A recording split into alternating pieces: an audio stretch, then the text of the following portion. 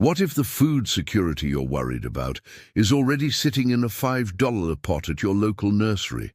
Not a decorative plant, not something trendy, but a real, edible, useful plant that could quietly feed you, heal you, or support your health when supply chains feel fragile.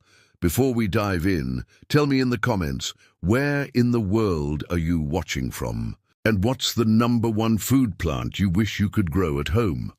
Today, we're not talking about pretty foliage. We're talking about 20 indoor plants that are actually useful. Plants that can give you herbs, nutrition, resilience, and in some cases, real survival value. Some are ancient. Some were relied on in hard times. A few of them are surprisingly powerful, and one of them, the final plant, has been revered for centuries as a protector of both health and home. If you want your garden to feed grandchildren, not just impress visitors, this video is for you. Stick with me, because in a few minutes I'll show you a plant that can grow in low light, tolerate neglect, and still give you edible harvests for years. And near the end, I'll reveal the one sacred herb that entire cultures trusted during times of stress, illness, and uncertainty. Let's begin. Right now, more people than ever are thinking about food security. Grocery prices rise, weather patterns shift, supply chains break in ways most of us never imagined. And many of you watching are over 35, maybe over 50, maybe dealing with stiff knees or a sore back. And you don't want a complicated homestead. You want something simple, manageable, reliable. Here's something most people forget. During wars in Europe and North America, families survived not just because of farms, but because of small, resilient food plants grown close to home. Windowsills, courtyards, kitchen corners, herbs for digestion, leaves for soups, plants that didn't require tractors or perfect soil. My own grandparents used to say, if you can't grow acres, grow pots. And here's the truth. Many so-called houseplants are edible or medicinal herbs in disguise. Some improve air quality, some support sleep, some provide fresh greens when nothing else is growing outside. In a moment, I'll show you a humble herb that improves mental clarity and can be harvested year-round indoors. And later, we'll talk about a plant that can help support respiratory comfort during dry winters, something many seniors struggle with. If this idea of a small indoor survival garden speaks to you, tap like so more people can rediscover this lost wisdom. Now let's move into the plants themselves, starting with one that smells like memory, focus, and old kitchens. Let's begin with rosemary. Rosemary is not just a cooking herb. Historically, it has been associated with memory and mental clarity. Modern research has examined compounds in rosemary, particularly its aromatic oils, and found evidence that its scent may support alertness and cognitive performance in certain contexts. It is not a miracle cure, and it does not replace medical care, but many people genuinely report feeling more focused when rosemary is nearby. Now here's why rosemary matters for indoor survival gardening. It is a perennial in warm climates. That means if you live in a mild region, it can live for years. In colder climates, you can grow it in a pot and bring it indoors before frost. It prefers bright light, ideally a sunny window with at least 6 hours of sunlight. The soil must drain well. Overwatering is its biggest enemy, especially in winter. For seniors or lazy gardeners, rosemary is forgiving if you let the soil dry slightly between watering. You don't need perfect timing. You don't need fancy fertilizers, just sun, drainage, and restraint with water. Harvest small sprigs as needed. Use it fresh in soups, roasted vegetables, beans, or meat. Dry it by hanging bundles upside down in a dark, well-ventilated space. Once dried, store it in a jar. Properly dried rosemary can last months without refrigeration.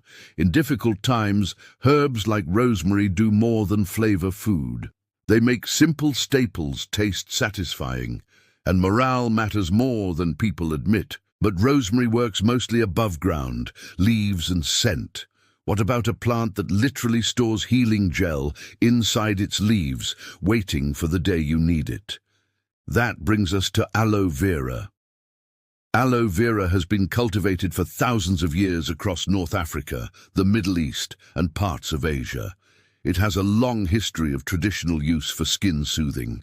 The clear gel inside the leaves has been widely studied for its topical soothing properties, especially for minor burns and skin irritation. It should not replace professional medical treatment for serious injuries, and internal consumption should only be done with proper knowledge, because certain parts of the plant can act as a laxative and are not safe for everyone. But as a household plant, aloe is extremely practical. It is a succulent. That means it stores water in its thick leaves. For indoor growing, give it bright light and well-draining soil. Cactus mix works well. Water deeply but infrequently. Let the soil dry completely before watering again. Overwatering kills more aloe plants than neglect ever will. For seniors, aloe is ideal.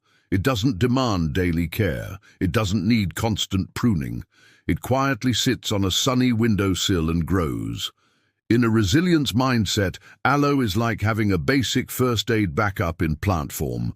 A small kitchen burn, dry winter skin, minor irritation. Break off a mature outer leaf, slice it open, and use the inner gel topically.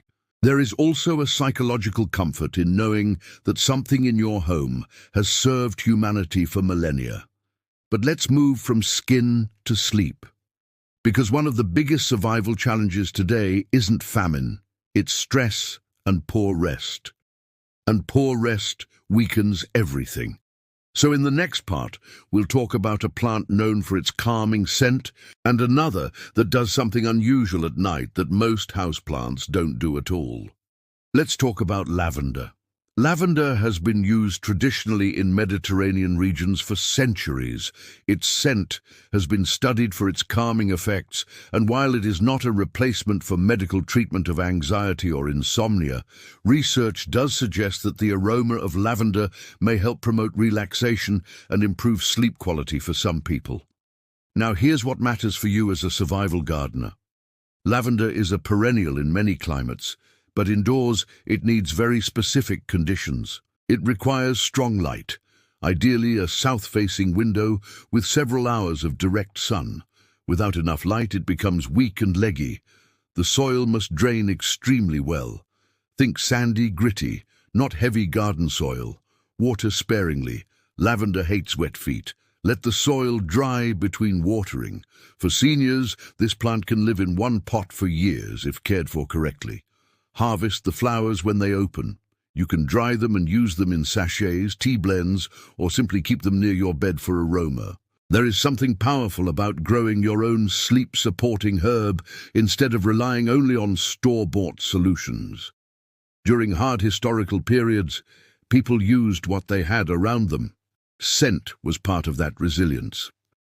But now I want to show you something even more practical for indoor air and sleep. A plant that behaves differently from most others.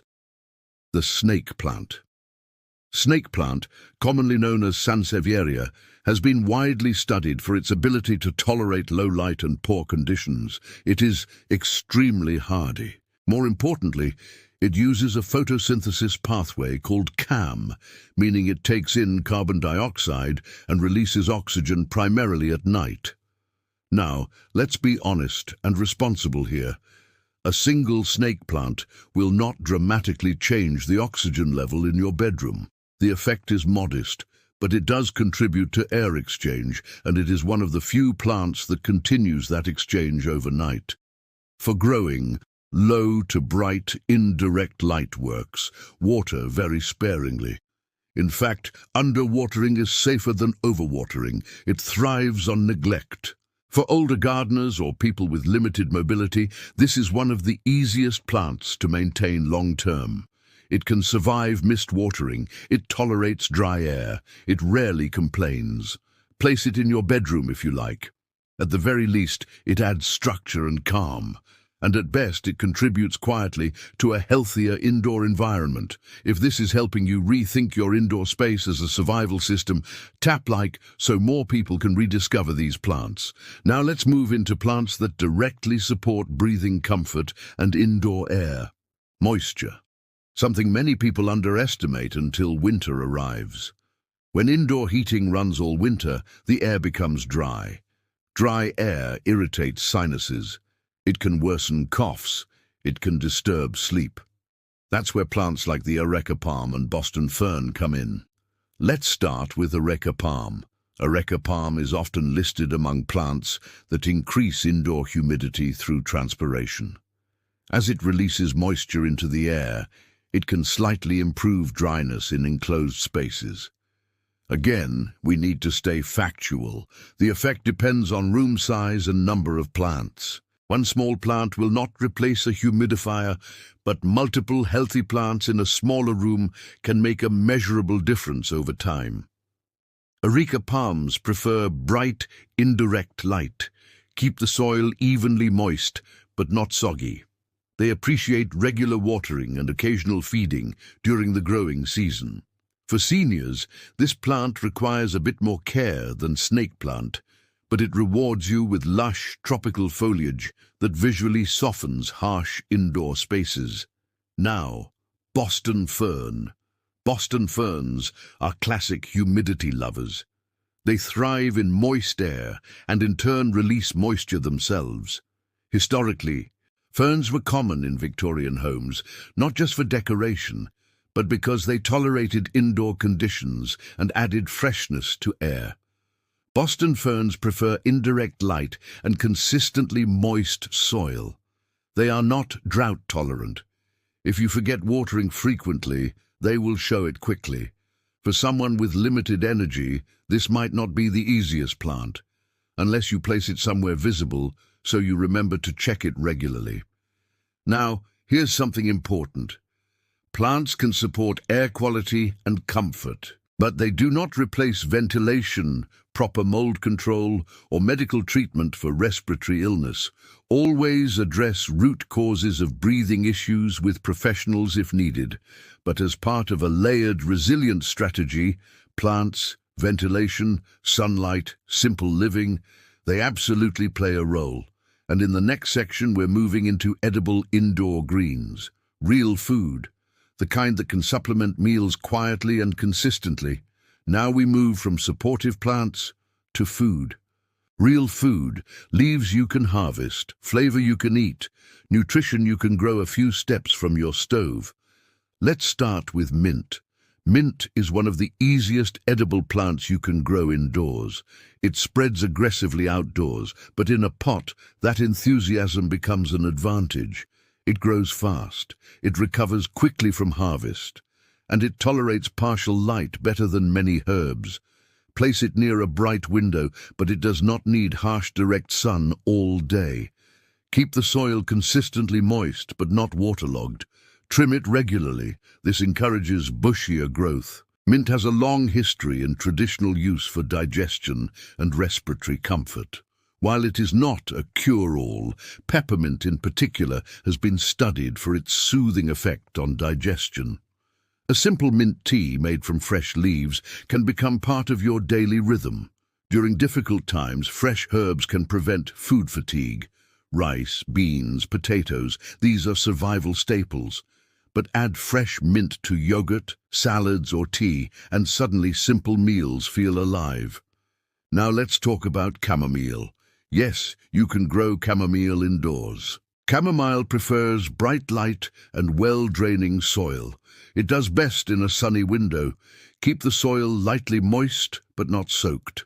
Once the small, daisy-like flowers bloom, you can harvest them and dry them for tea. Chamomile has been used traditionally for relaxation and sleep support. Modern research supports its mild, calming properties, though it should not replace medical treatment for serious sleep disorders. For seniors, this plant offers something important: ritual, plucking a few flowers, drying them, brewing a cup before bed.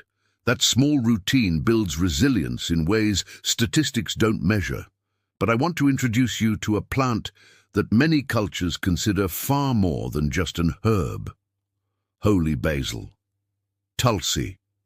Tulsi is deeply revered in India and parts of Southeast Asia. It is traditionally classified in Ayurveda as an adaptogenic herb, meaning it may help the body respond to stress.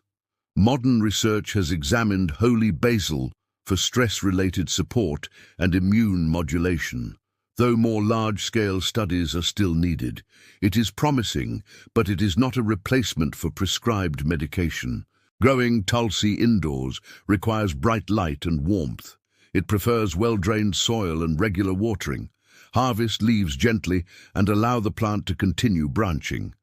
Many families keep tulsi near an entrance or in a sunny courtyard, not just for flavor, for presence, for symbolism, for the feeling of protection. In uncertain times, symbolism matters, and we're not done yet. In the next section, we'll talk about a plant that grows even in low light and has fed entire regions of the world for generations. And another that many people overlook, even though it quietly thrives in kitchens everywhere. Let's talk about pothos. Now, before you say, that's just a decorative vine, hear me out. Pothos itself is not a major food plant, and it is mildly toxic if ingested, so it should never be eaten and should be kept away from pets and small children. But I include it here because resilience isn't only about calories. Pothos thrives in low light. It tolerates inconsistent watering. It grows in water or soil. For people new to plants or seniors worried about maintenance, it builds confidence. And confidence is the gateway to growing real food. Sometimes the first step to food security is simply learning you can keep something alive. Now let's move to a true edible that many overlook: green onions. You can regrow green onions from kitchen scraps. Place the white root ends in a small jar of water near a window.